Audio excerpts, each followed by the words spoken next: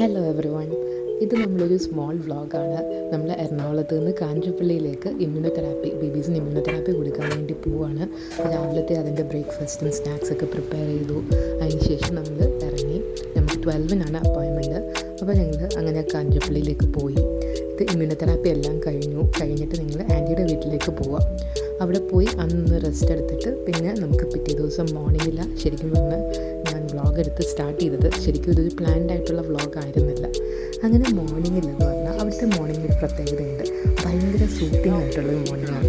അതായത് നല്ലൊരു ബേർഡ്സിൻ്റെ ചെറിയ സൗണ്ടും ഒരു ചെറിയ തണുപ്പും അങ്ങനെ എല്ലാം കൂടെ ഉള്ള ഒരു നല്ല ലവ് ബേർഡ്സ് ഉണ്ട്. അതും പിന്നെ ഒരുപാട് പ്ലാന്റ്സ് ഉണ്ട്. അതും എല്ലാം കൊണ്ടാണെന്ന് പറയുന്നത് ഭയങ്കര സൂത്തിങ് ആയിട്ടുള്ളൊരു മോർണിംഗാണ്. അങ്ങനെ അതിന് ശേഷം ഞങ്ങൾ കുറച്ച് വെജിറ്റബിൾസൊക്കെ, ആൻറ്റിയുടെ ഒരു ചെറിയ ഗാർഡൻ ഉണ്ട്, വെജിറ്റബിൾ ഗാർഡൻ.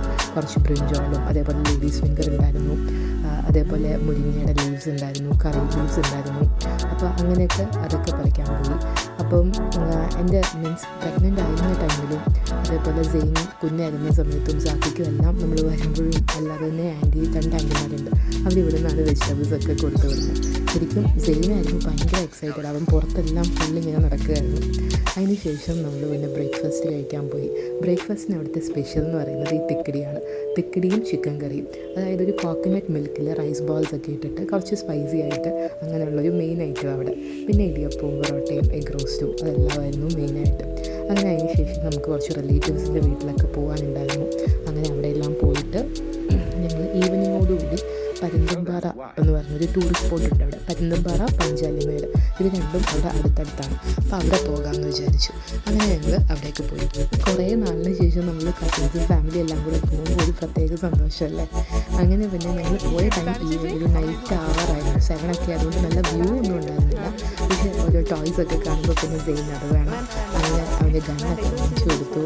അതിന് ശേഷം പക്ഷേ നല്ലൊരു ക്ലൈമറ്റ് ആയിരുന്നു, തണുപ്പായിരുന്നു. അപ്പോൾ നമ്മളൊരു ചായയൊക്കെ കുടിച്ച് കുറച്ച് സ്നാക്സൊക്കെ, സ്ട്രീറ്റ് ഫുഡ് അങ്ങനത്തെ ഒക്കെ കഴിക്കാമെന്ന് വിചാരിച്ചു. അതായത് നല്ല മാഗി കിട്ടി. ഇവർ ഇടയ്ക്കിടയ്ക്ക് ഇവിടെ വരുന്നതാണ്. അപ്പോൾ ഇവർക്ക് അവിടുത്തെ സ്ഥിരം ഷോപ്സ് അറിയാം. അപ്പോൾ ഈ ഷോപ്പിൽ ഭയങ്കര നല്ല ഫ്ലഫി ആയിട്ടുള്ള ബ്രെഡ് ഓംലെറ്റ്. അപ്പോൾ നമ്മൾ രണ്ടാമത് പിന്നെയും വാങ്ങിച്ചു. അതേപോലെ ബിരിയാണി, മാഗി, അതേപോലെ ഗോബി അതൊക്കെ ഉണ്ടായിരുന്നു. അങ്ങനെ അതൊക്കെ കഴിച്ചു. പിന്നെ ഞങ്ങൾ തിരിച്ചു പോയി. ഇത് പിറ്റേ ദിവസം മോർണിംഗ് ആയി. അങ്ങനെ മോർണിംഗിൽ അത്ര നമുക്ക് പ്ലാൻസ് ഒന്നും ഉണ്ടായിരുന്നില്ല. പിന്നെ നമ്മൾ സഡൻലി സെയിൻ്റെ ഒന്ന് ഹെയർ കട്ട് ചെയ്യാമെന്ന് വിചാരിച്ചു. അങ്ങനെ അവിടെ ഒരു നല്ല സലൂൺ ഉണ്ടായിരുന്നു. അവിടെ എനിക്ക് ഡിഫറെൻ്റ് ആയിട്ട് തോന്നിയൊരു കാര്യം എന്ന് പറഞ്ഞാൽ അവർ ബേബീസിനെ ഒന്ന് ഡീവിയേറ്റ് ചെയ്യാൻ വേണ്ടി കുറച്ച് പ്ലേഫുള്ളായിട്ട് കാറിലൊക്കെ ഇരുത്തിയാണ് ഹെയറൊക്കെ കട്ട് ചെയ്യുന്നത്. അത് ഇച്ചിരി ഡിഫറെൻ്റ് ആയിട്ട് തോന്നി. അതിനുശേഷം വന്നപ്പോൾ കണ്ടോ ബലൂണൊക്കെ വാങ്ങിച്ചിട്ട് വന്നിട്ടുണ്ടായിരുന്നു. അങ്ങനെ പിന്നെ ഈവനിങ് ആയി. നമ്മൾ ചായയൊക്കെ കുടിച്ചു. ആൻറ്റി ഇതൊരു വേറൊരു ആൻറ്റി ഉണ്ടാക്കും. അവിടെ വീട്ടിൽ പോയി ആൻറ്റി നല്ല കുഴക്കട്ട ഉണ്ടാക്കും. അതുമെല്ലാം കഴിച്ചു. പിന്നെ ഞങ്ങൾ അതിന് ശേഷം അവിടെ പുതിയൊരു പ്ലേ ഏരിയ സ്റ്റാർട്ട് ചെയ്തിട്ടുണ്ട്, ഫൺഫി എന്ന് പറഞ്ഞിട്ട്.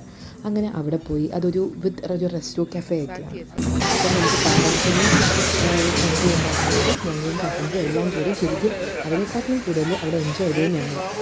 ഇതെൻ്റെ മെറ്റേണൽ സൈഡ് കസിൻസാണ്. നമ്മളെല്ലാം കുറച്ച് നാൾ കൂടിയാണ് ഒന്നിച്ച് വരുന്നത്. ഇപ്പോൾ വീണ്ടും ആ ഒരു ബാക്ക് ടു ചൈൽഡ്ഹുഡ് മെമ്മറീസ് ഒക്കെയാണ്.